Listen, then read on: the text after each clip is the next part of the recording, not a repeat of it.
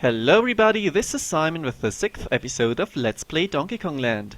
About time for Vault 3, random trivia. The first level's name has nothing to do with its contents. However, there's a level in DKC 3 called the same, maybe because Pothole Panic sounds awesome? Both are pretty horrible, so that's another connection. We've already seen the gimmick of this level, which is those movable tires. And they are simply not very fun to play around with at all. Their physics are pretty damn inconsistent. We're going to see more examples of that, later on. For example, here. You have to crawl and you have to push it just a little bit forward, and then I kind of get it backwards and it moves inside my body, and yeah, it's pretty damn strange. Fortunately, you can make most of them respawn if you fuck it up and plant them against the wall, but it's just not very fun at all, as said. And Rambi, this bonus, better used than the last time, but still kind of inconsequential, and most of the time Rambi is in bonus levels, so I don't really know what the fuck is up with that. And generally, this whole world is not too great level-wise. But anyway, let's save this for the actually horrible levels. This one here is close one. Not too bad, but it can get pretty tedious, starting with this tire here. I'm overly cautious here because, whoopsie daisy, I had to attempt this enough as is, so I didn't want to fuck it up. Those guys here are just there to trap you when you're rolling the tire, and not fun at all, and you have to get up here to get the DK barrel, which is kind of nasty because you want the second hit, no? For example, for this ambush here. And the fun part begins. First of all, take out that guy because he will annoy you to no end, and then it's moving tire time. This is probably the most annoying bonus in the whole game to get to, which is pretty much a commentary on how not annoying the bonuses in this game usually are, because the original DKC had very obtuse gimmicks to get to the bonus, and this here is pretty straightforward, even though you have to roll down this tire at full speed to get it down there, and then you have the zingers in the way, and I'm being too cautious again, and this guy here annoys me too. And it's pretty much not fun, but as said, this is one of the worst, if not the worst bonuses to get. So that speaks for the quality of the rest of them, I think. Except for hiding them sometimes very easily missable places, because you just can't see that well on the Game Boy screen. It's not too big of a deal, and this one isn't either. The level isn't complete train wreck, but I don't have much fun playing it, as said. So, we move on to another level that's hopefully better. No, sadly it's not. It is very much suffering from the problem that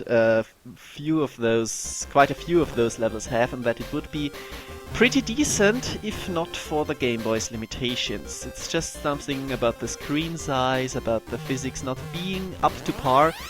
And for example, this here too, you have to hang back and hit that snake, because otherwise you will plummet into the hole.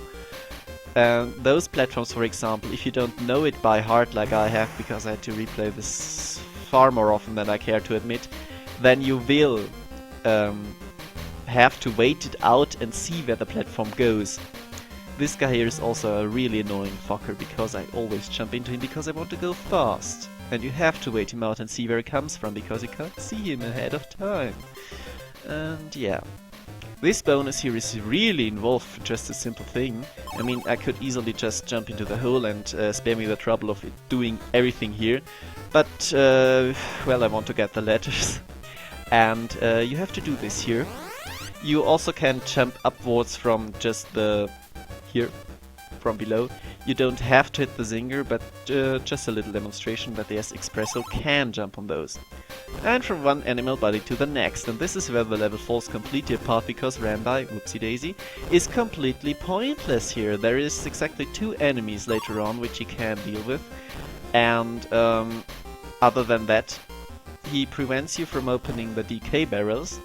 He really does not want to interact with those ropes here well, because I didn't want to jump from one to another, because I have already demonstrated, whoops, that it is really, don't know how I opened the barrel by the way, really easy to just hit stuff with his horn instead of, well,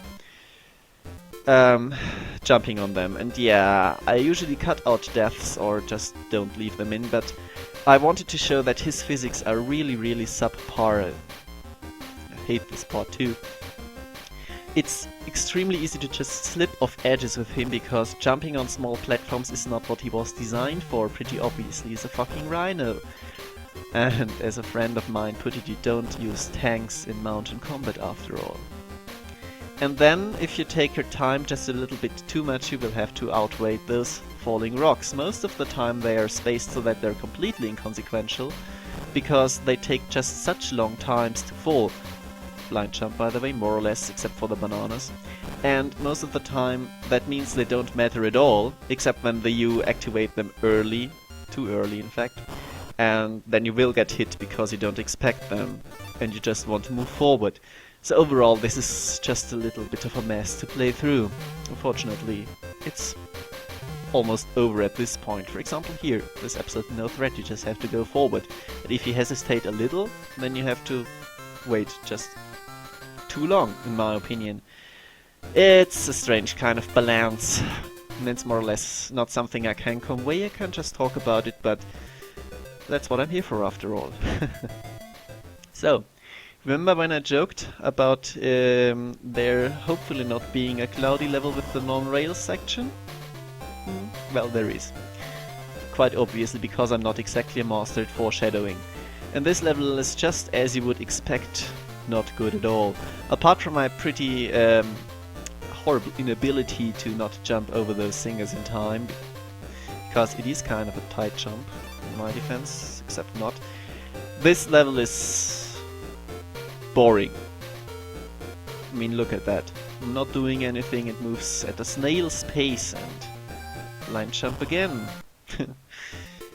Though, interestingly enough, the jump is consistent, so it's actually not that hard to get. I don't know why, but I never missed it. Contrary to the zinger jumps, which are all kinds of horrible. There, just graze the edge of the platform, and oftentimes the platform moves out of the screen because the camera just doesn't follow suit. So getting back onto it is completely blind, and that's absolutely no fun at all.